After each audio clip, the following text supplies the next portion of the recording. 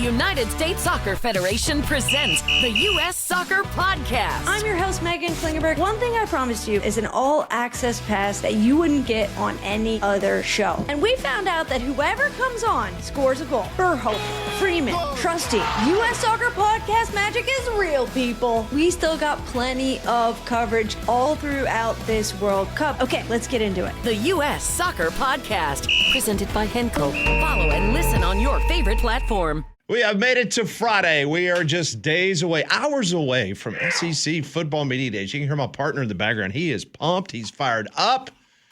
We've got SEC football to talk about come up on Monday. It's not like we talk about it every day anyway, but it feels like it's here. All of this hard work, all of this anticipation, all this buildup. So many storylines that could come from Greg Sankey in the lectern. Yeah, that is going to be the most interesting thing, and it will begin at 8 a.m. on Monday morning. Jocks will have wall-to-wall coverage. Remember yesterday I told you that it seemed like the senators on Capitol Hill, that they were more inclined to potentially cut a deal or make a deal. They're in deal mode. Deal mode? Yeah, that's what we kept hearing. It's like you're playing PlayStation and you're in deal mode. And so it was very interesting because CBS Sports late last night, they came out with a story and they said confidence is dwindling that the Protect College Sports Act is going to hit the Senate floor this next week. Remember, Senator Cruz has said all the time that this was going to be enacted before the start of the college football season, which we all went, wow, that's being very aggressive with that legislative. But okay, whatever. He's a senator. Maybe he knows something we don't know. So, yeah, that was the story last time from CBS Sports, saying that confidence is dwindling. Okay. Then this morning, Yahoo Sports reports that the senators are now in deal mode, and also points out that 3 weeks ago, the SEC and the Big Ten leaders, they sent lawmakers 10 suggested revisions for the bill. Those revisions had not yet been finalized or even formally sent to print and for the SEC and Big Ten officials to even look at. There could be no deal until that happens, in which the SEC and the Big Ten would sign off on it. So there's three real big sticking points that we continue to talk about when we talk about the Protect College Sports Act. It is conference membership. Revise the bill so it doesn't effectively freeze conference realignment while also blocking private equity groups from creating a breakaway Super League. That was the whole point. Well, the SEC and the Big Ten, they like to have options moving forward. You never know what's going to happen in the future if you want to add a team or two. Let's go down. Let's just throwing this out there as an example. Let's say all of a sudden you want to go get Boise State, and Boise State wants to be a member of the Big Ten. They have that option. If they so willing to want to extend an invitation, they can do that. But under the current legislative verbiage that is in this package, the Big Ten could not do that. They want that changed. Media rights. They want clarification on the pooling of FBS media rights to strictly be optional, ensuring conferences like the SEC and the Big Ten cannot be forced to do something that they don't want to do. And obviously athlete compensation. That is another big portion of this because they want to adjust the NIL language to avoid unintentional capping of athlete compensation. So a lot is going to be said on Monday morning. We're going to see where the SEC officially stands on all of this. But there is no doubt, without passage of this revised Senate bill, SEC leaders are preparing, according to Yahoo, a Plan B, a self-governing model in which the league enforces its own rules and perhaps even competes against its own members. And I don't think anybody wants that. My theory is if you see it go up for a vote, they're not going to put it up for a vote if they think it has a chance of not passing. So if you see it go for a vote and it does pass, that tells me that the SEC and the Big Ten, they have signed off on everything. That's just my theory. Well, it was interesting because remember 2 weeks ago I was telling you guys about how the people in the state of Washington, they were going crazy on their Senator Maria Cantwell because remember this verbiage that we just talked about, it would keep things as is. Like whatever conference you're in now, unless they change the language, you can't go anywhere. Like the SEC's locked in on their 16, the Big Ten's locked in on their 18. The Mountain West, you're locked in. You can't go anywhere. Well, then all of a sudden, the new Pac-12, i.e. Washington State, they're like, hold on, Senator Cantwell, you represent us. We got a problem with that. What happens if we become a viable program again and we're playing for championships and all of a sudden the Big Ten calls? Mm-hmm. And we want to go join Washington in the Big Ten. So you mean to tell me that our own senators is pushing legislation that would pigeonhole us into a lower conference, which means lower money, less revenue? That's what you're saying. Well, last 24 hours, she has now come out and she has basically said now, in her words, paraphrasing, that if you are one of those Autonomy 5, non-Power 4, you do have the potential that you can go up. It's almost like soccer, the relegation, and going up to a different league. They will have that opportunity to do that. Well, I don't like the idea if I'm the SEC, the Big Ten, not being able to control my own destiny, so to speak, and be able to alter my business model. I've been successful with it. I built the brand. There's a reason that all the eyeballs in America are watching SEC and Big Ten games. It's the best product, and top to bottom, it's got the best players. It's the most attractive product. And to put limitations on that and to say, okay, well, we're going to take it over now. And then you check with us and we'll tell you yes or no, or I guess if this is in place and you have extenuating there's just all kinds of things. There's so much uncertainty with the future of athletics. We've seen that displayed over the past 12 months. You want to go the past 5 years. It's changing. Leave that out of it. Yeah.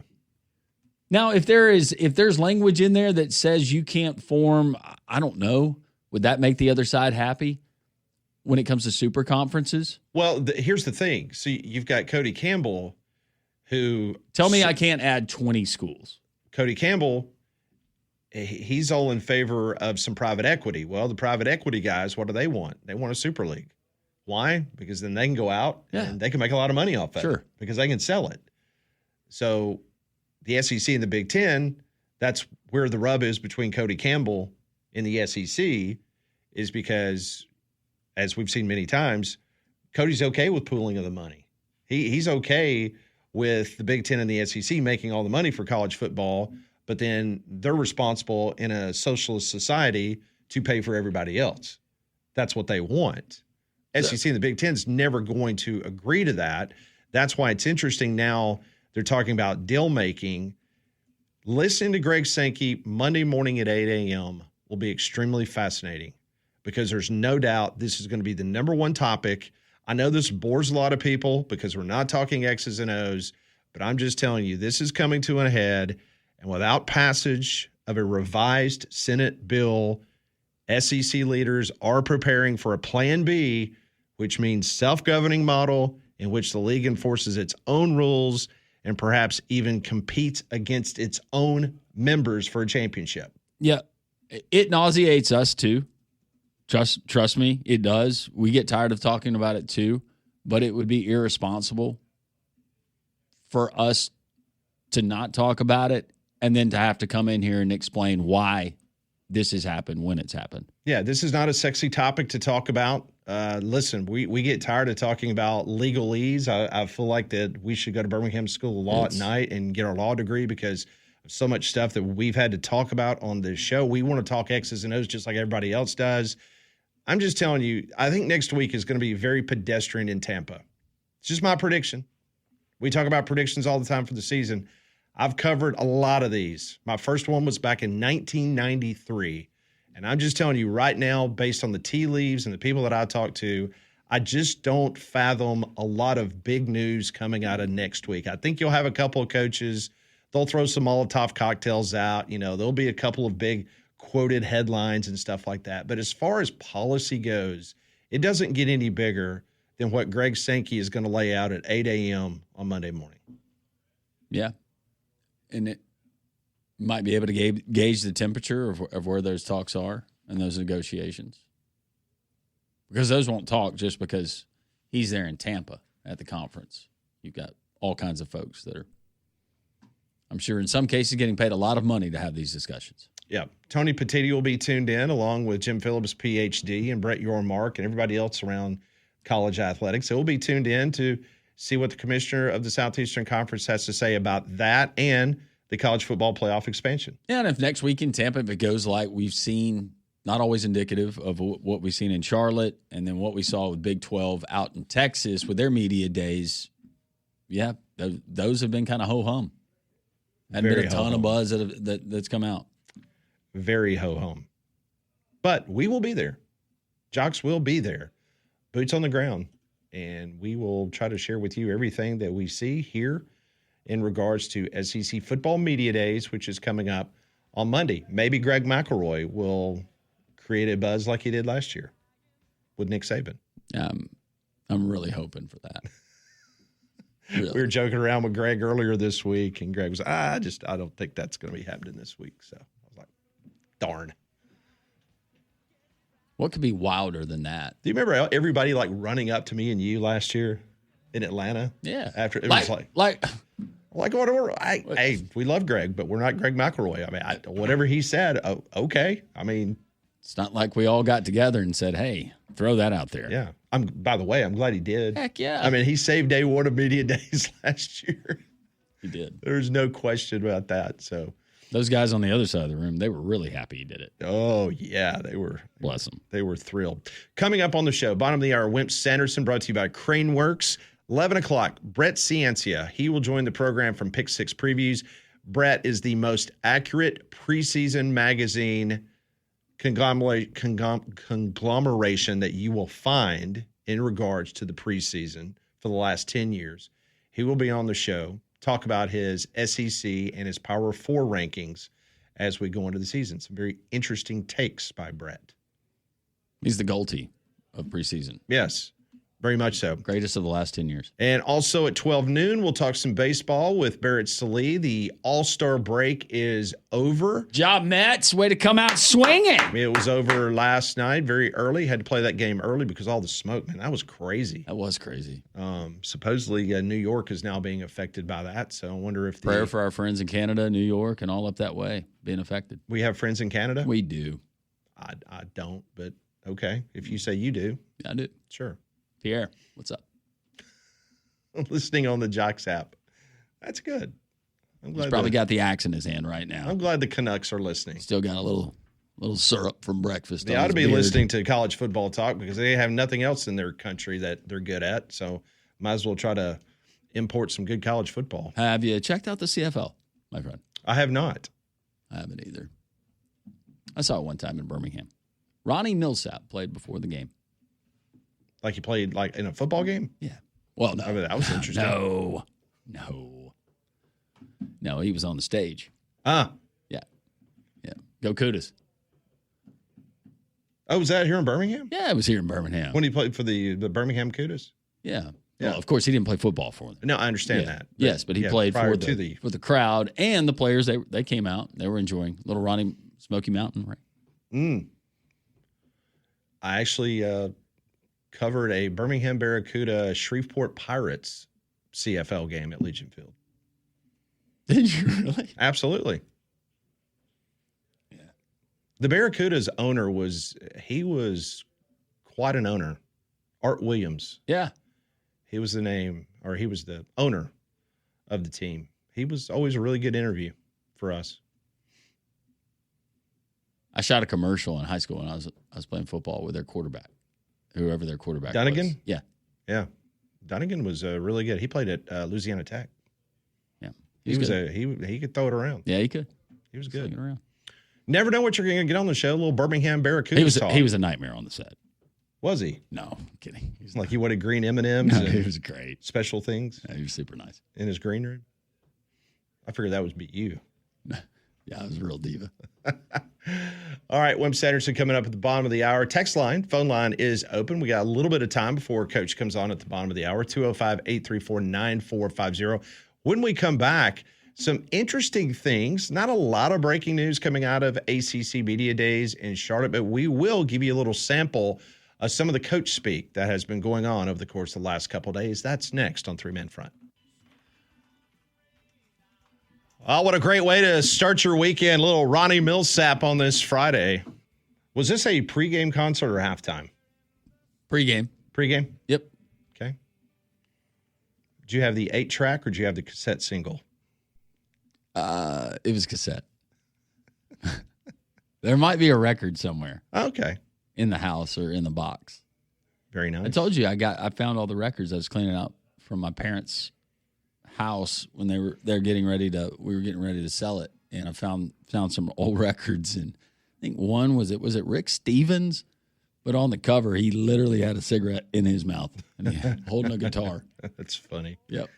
So ACC Football Media Days, they have been underway since Wednesday. Yesterday, Clemson head coach Dabo Swinney, man, you can always count on Dabo to give you a soundbite. Take a listen to Dabo, same old Dabo, just a different year.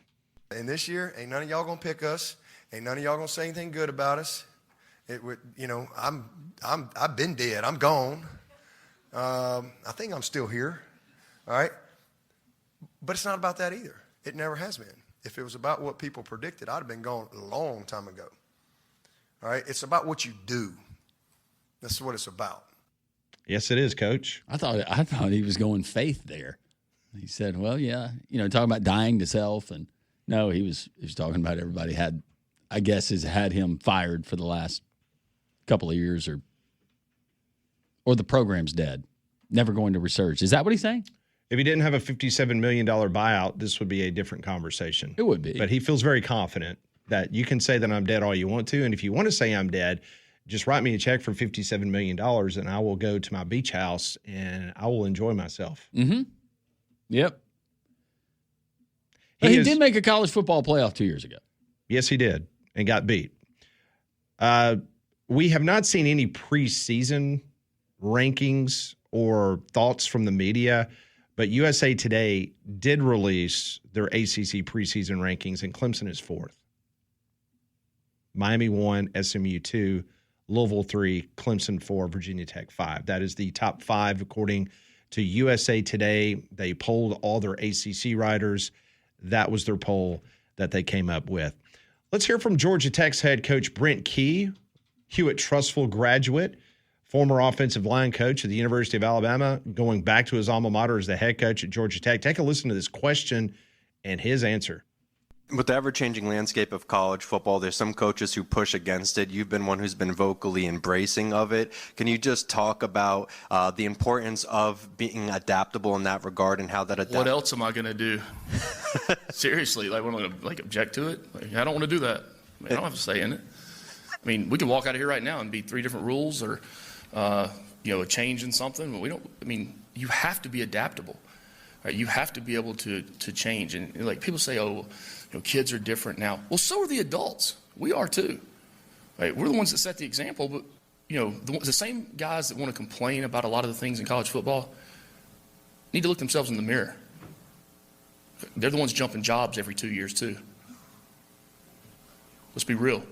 The adults in the room sometimes end up being the bigger problem. And I'm very transparent with my team about that. We talk very real in terms of that. Look, we're co-workers.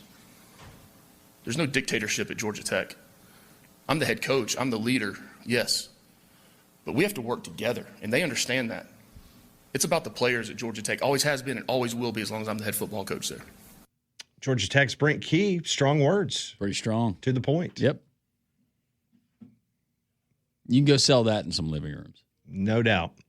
This morning, Rhett Lashley, former Auburn offensive coordinator, now the head coach of SMU, he was on set on the ACC network. His clothing, you probably will see the clip a little bit later. He is wearing a sport coat. He has got a collared long sleeve shirt on, but now the long sleeve collared shirt is wide open, and he's wearing a T-shirt. And the T-shirt's pretty self-explanatory. Jennings for Heisman. This is what he had to say on set this morning about his star quarterback. As good as Kevin is on the football field, he is a better human. His mom and dad did a fantastic job with him.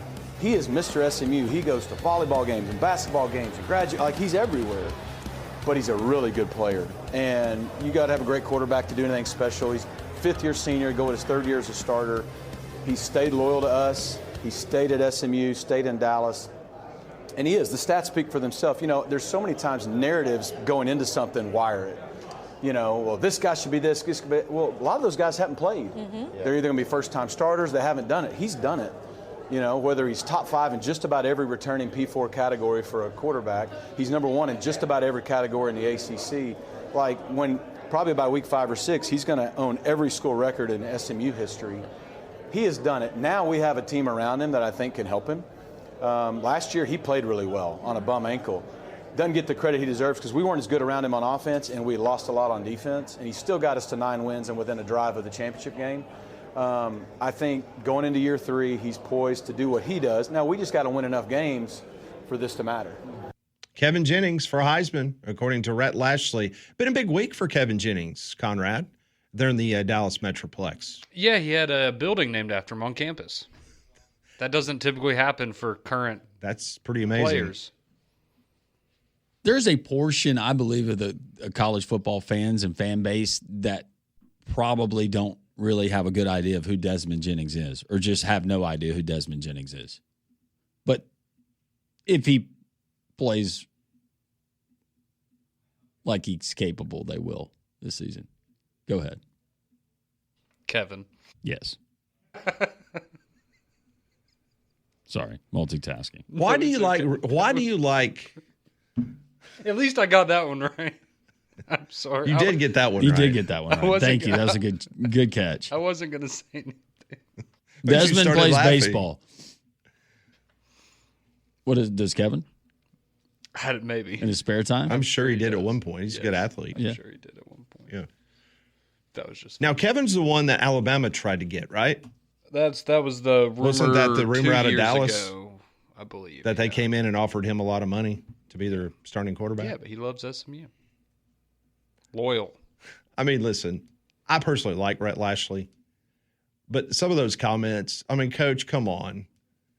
Like, you know, he stayed loyal to SMU. Well, he stayed loyal to SMU because the check's clear. That's why he's loyal to SMU. Come on now. Are we supposed to believe he just loves SMU and he loves Dallas? He needs to cut down on those picks. Like, come on. We all know what this is. Heck, you just heard Brent Key say that they're all coworkers. They're all coworkers working for Georgia Institute of Technology. It's just funny. The coach speak. 13 interceptions as a quarterback. That puts you towards the end of the line. But did you not hear him? He had a bum ankle. He's going to be 100% healthy all season long this year. Everyone knows your decision making starts at your ankle and then goes to the brain. Yes. It's all about the ankle. Okay, Yes. I'll go back and reiterate. 13 interceptions. We need to cut down on those. Okay, yeah, I would That's say tied for 130th. So if he cuts down on that, does he get your Heisman vote? Are you prepared to say if Kevin Jennings finishes with 8 interceptions. As opposed to 13. you will vote for him for Heisman this I year? need to see game control. Fair enough. That is very fair. Coming up next on Three Man Front, we will talk to Wimp Sanderson, former Alabama basketball coach, Hall of Famer, brought to you by Craneworks. He joins us next. It's always a highlight every Friday on this program. Craneworks gives us an opportunity to catch up with Hall of Fame basketball coach, former Alabama head man, Wimp Sanderson. Lift it, load it, grade it, grind it, move it, haul it, rig it, dig it, Craneworks, Rentalworks, yeah, the big dog's got it. Wimp Sanderson on Three Man Front is brought to you by Craneworks. Lift it, buy it, rent it. The big dog's got it. And now, Wimp Sanderson. I faced it all, and I stood tall.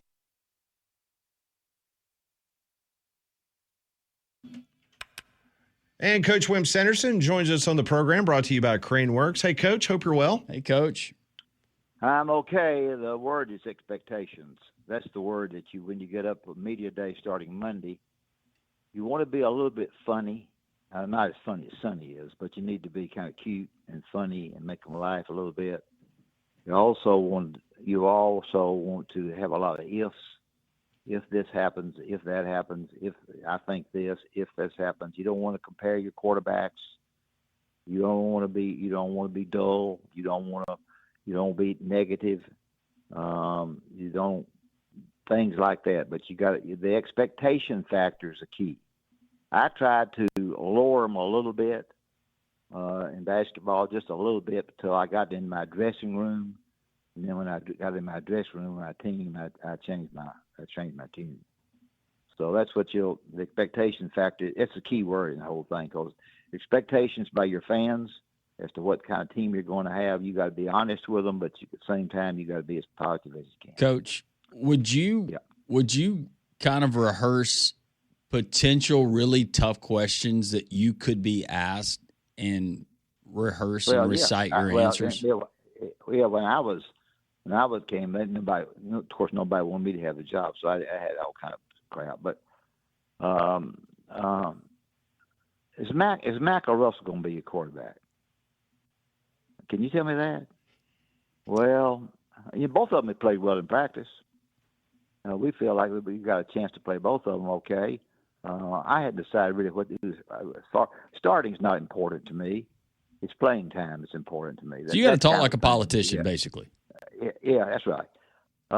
Your running game was terrible last year.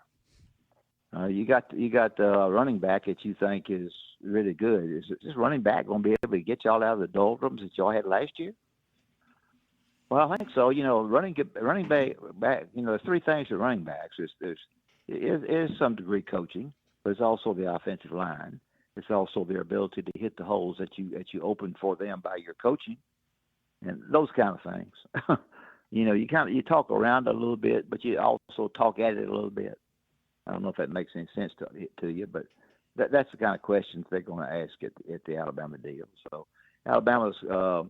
I noted that in prognostication and perception of what's going to happen, Alabama's picked about got rid of my show today 9-3, didn't get in the playoffs, and 6-3 in the league, and losses to Georgia, Tennessee, and LSU.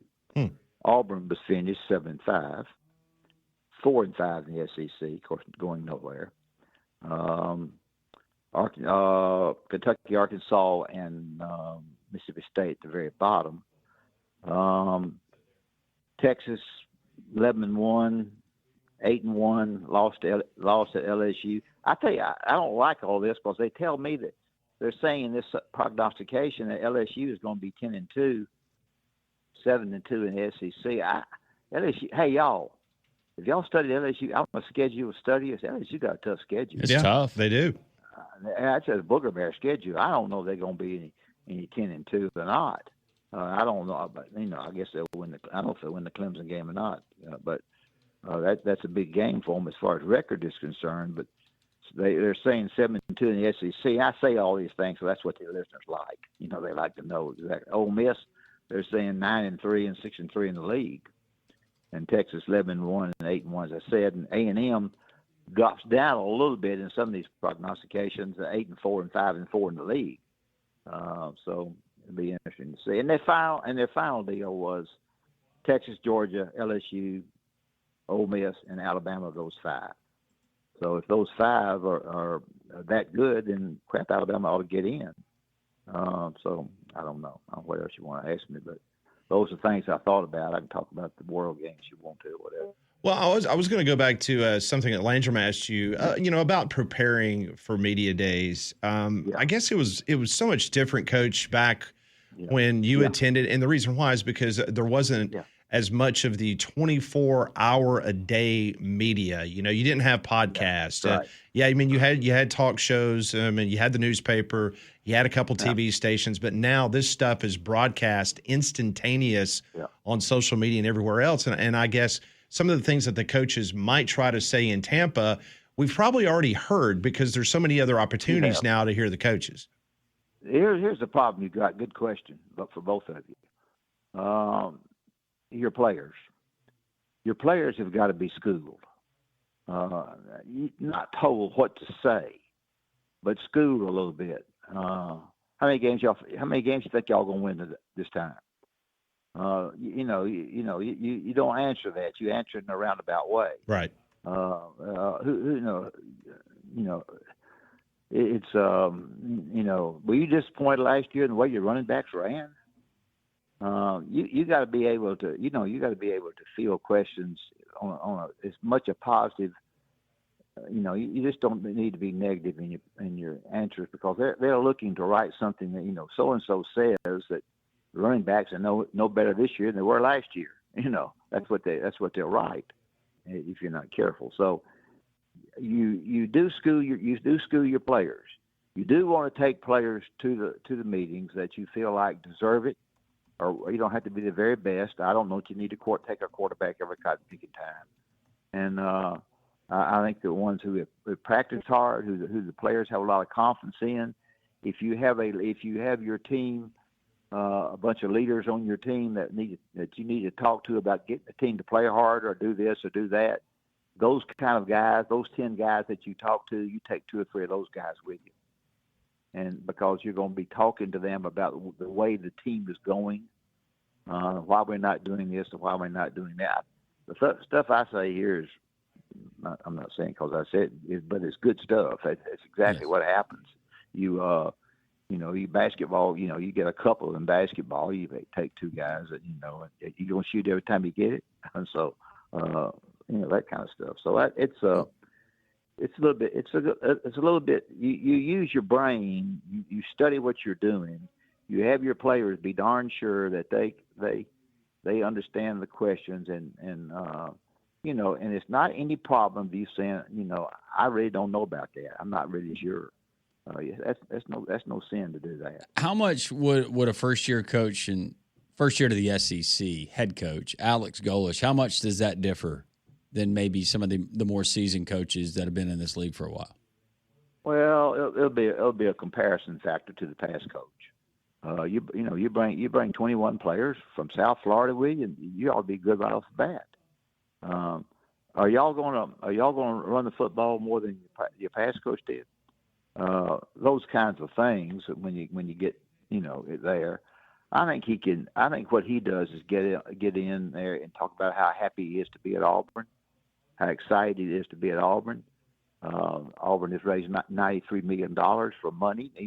But you don't have to use the word 93.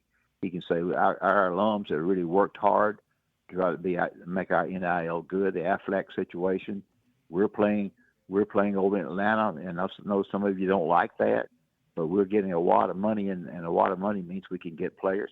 Kind of stuff like that. Not the way I said it, a lot of money, but no, that's good.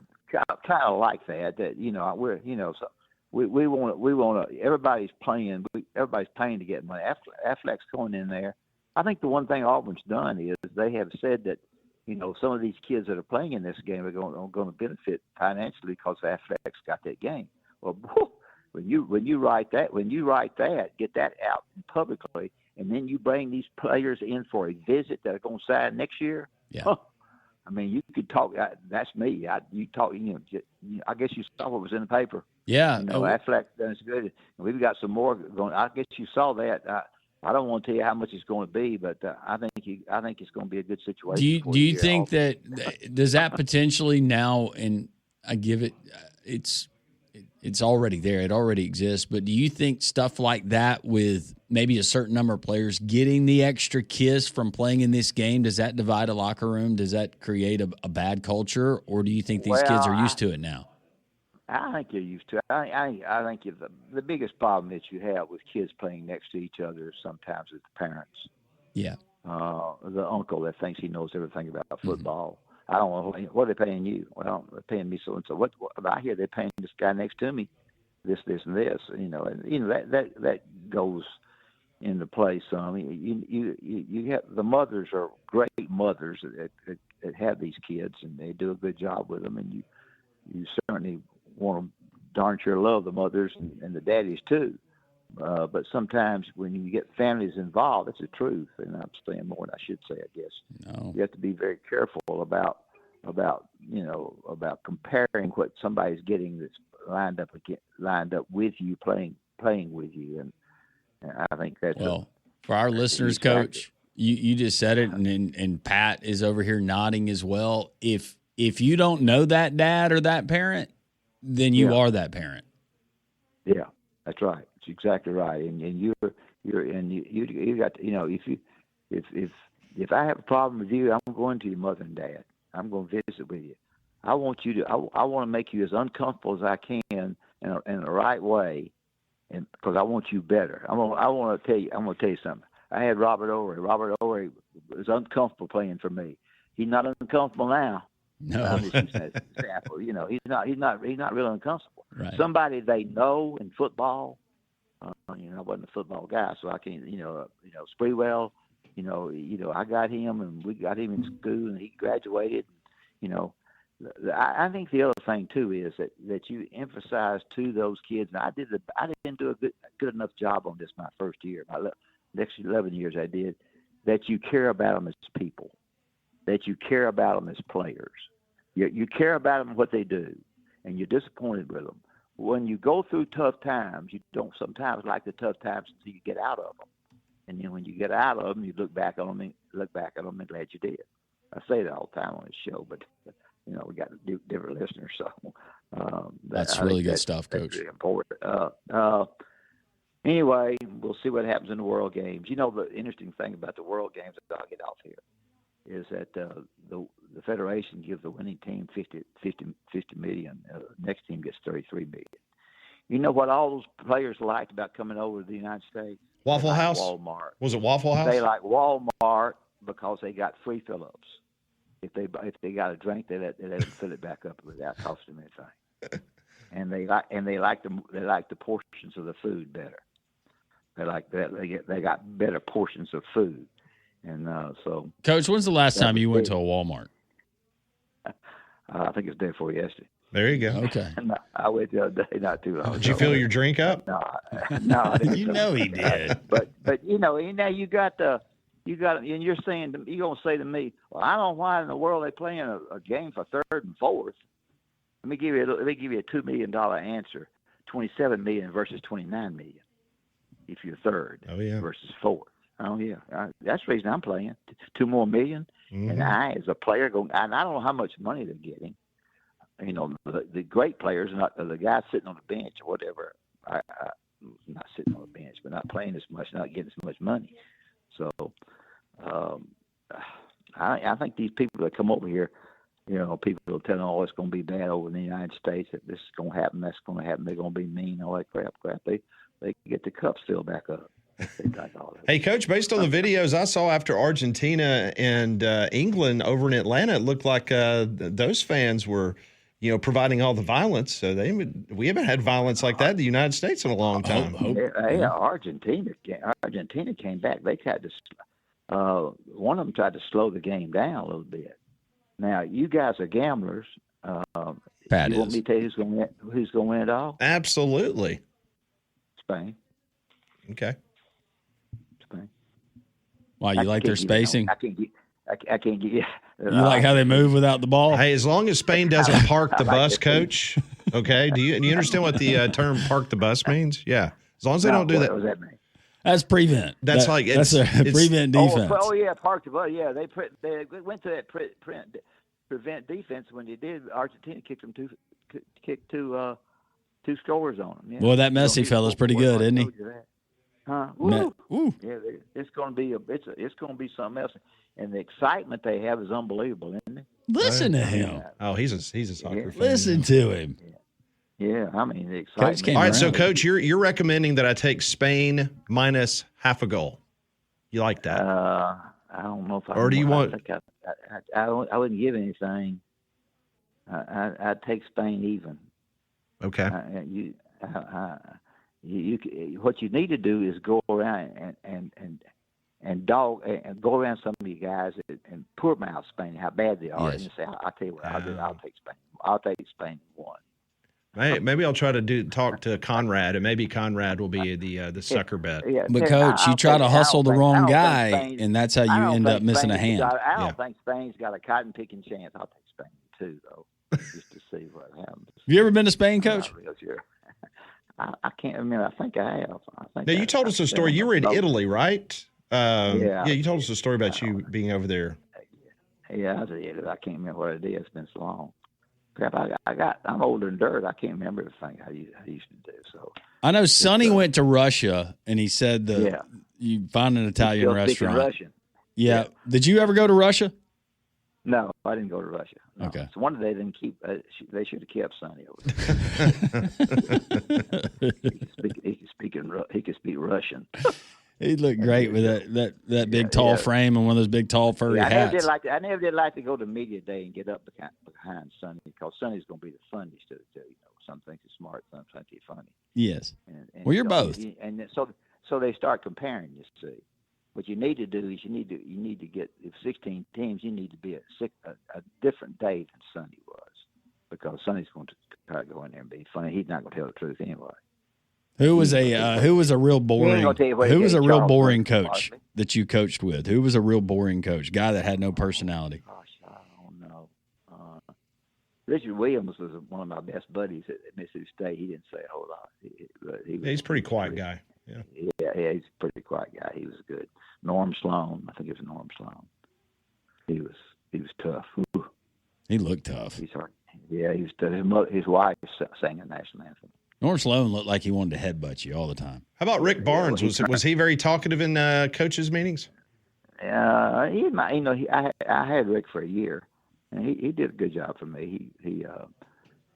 He's got one of my players, one of my coaches, Greg Polinsky, working for him over in Tennessee. Yeah. So he went a lot of different places. Rick Barnes was always looking for a new job. He was looking for a new job. When he was at Clemson, he's looking at Texas. And he's at Texas, he's looking here and there. He's always looking for a new job. That's good. That's good. I was trying to hold on to one I had. All right, crane work. Amen. Yeah, preaching to the choir, right? Yep. Yeah, David Upton and Crane Works are terrific. They'll do everything they possibly can to tear it down to build it up, whether it's Mobile or Huntsville or wherever it might be. They're the absolute best. Rental Works is great along with them. You can rent something. They'll take an operator with a piece of equipment that you rent and show you how to do it. And I say that every time, but every time it's important. So get on craneworks.com and study Craneworks, and you will be absolutely convinced that Craneworks can do anything they can do for you. Appreciate you guys having me on. You guys are really good. Y'all ask good questions. I didn't have very good answers. No, you did. It was You're great, Coach. Thank you. You made our weekend. I'll talk to you. See ya. Coach Wimp Sanderson, presented by Craneworks, Higginbotham. Hotline, you deserve solutions that are built for you. Higginbotham is your one-source solution for insurance, financial, and HR services. Always a great conversation with Wimp Sanderson, brought to you by Craneworks. Coming up in about 10 minutes, we'll talk to Brett Ciancia from Pick Six Previews, the most accurate preseason magazine for the last 10 years. He will be on the program, get his thoughts on the upcoming 2026 season. Well, the Alabama heat and humidity can be brutal, but don't let it affect your home and family. Keep them comfortable with an affordable Trane cooling system. Recognized as America's most trusted brand for 12 consecutive years, you can rely on a Trane. So go and find a specialist near you at Trane.com. So earlier this morning, Texas Tech, they are slated to announce a 15-year, roughly $75 million deal to rename their football stadium. You know, it's called the Jones Family Stadium. Well, unfortunately for the Jones family, they're being kicked to the curb because Galaxy, they have now acquired the naming rights for this stadium. 15 years, $75 million. What does Galaxy do? It's a global technology, financial services, and digital assets company heavily involved in artificial intelligence, high-performance computing. They will now have the title sponsor, Galaxy Stadium, there on the campus of Texas Tech University. Galaxy Stadium, that's a cool name for a stadium, though. You like that? Yeah, I do. I'm surprised that we didn't have a tortilla manufacturer that didn't step up to the plate, like an old El Paso or, I don't know, whatever your favorite flour tortilla Just call it Cody Campbell Stadium. Call it Cody Campbell Stadium. I mean, I don't know who the Jones family is or was for them to name the stadium that. But I mean, do you put their name on something else now that you've kicked them to the curb? Just curious. Do they have to give their blessing? I wouldn't think so. I mean, we've had other situations in college sports where the names have been changed for Clifford corporate. and Audrey Jones. What'd they do? Clifford Jones was Texas Tech's third president. Okay. And his wife, Audrey, who donated $100,000, the equivalent to $1.44 million in 2025, towards its construction. Well, I mean, I would say that's pretty important. Would you be okay if they got rid of Bryant-Denny Stadium and just named it Mercedes-Benz Stadium West? Would you be okay with that? For $1 billion. $1 billion. $1 billion. With a B. Are they writing checks to fans? Is that it? Is that what we're doing here? No, I just want what's best for my alma mater. Oh. I will take 1%. Not bad. Pick Six previews. Give us his thoughts on the upcoming 2026 season. That's next on Three Man Front. Scrolling with Haley. Join Haley Caronia as she scrolls through the biggest headlines. If you haven't watched this show before, we do blind reactions. I have not seen these videos, so I am seeing them for the first time with all of you. We're going to implement the tinfoil hat time segments and all the stuff you know and love. And I'm going to finish the show and answer some of your questions. Someone asked me what made you get into podcasting, and I was producing podcasts for other people. And I was like, I could do this for myself, and here I am. Scrolling with Haley. Follow and listen on your favorite platform. Hey, I'm Chris Van Vliet. Go behind the scenes and beyond the headlines with the biggest names in pro wrestling and beyond. Jeff Jarrett, great to see you. In this business, the story behind the scenes, so much more entertaining than what you see on camera. Ladies and gentlemen, my name is Paul Heyman. Mr. Heyman, you are a master at the little things. That's how you turn good into great. What does it take to achieve greatness? Whatever it takes, I'm willing to do. That's an Emmy-winning performance. How about it? Insight with Chris Van Vliet. Follow and listen on your favorite platform.